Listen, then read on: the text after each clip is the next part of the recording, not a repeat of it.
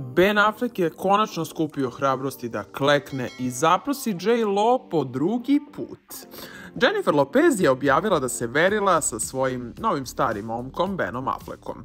18 godina nakon što su prvobitno otkazali venčanje.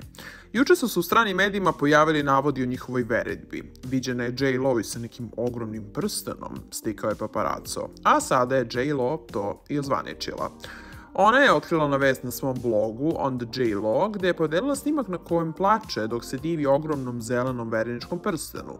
Video počinje krupnim planom prstena, pre nego što se okrene do njenog lica gde se čini da briše suze.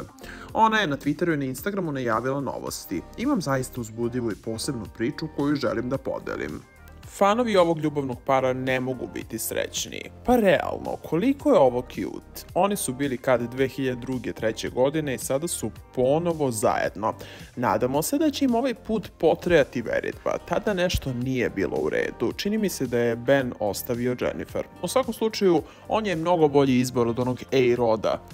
Porodice im se slažu, sve ide kako treba, a nedavno izašli u novinama da su kupili neku kuću, ogromnu, za više miliona dolara. Tako da je sve spremno za njihov zajednički život.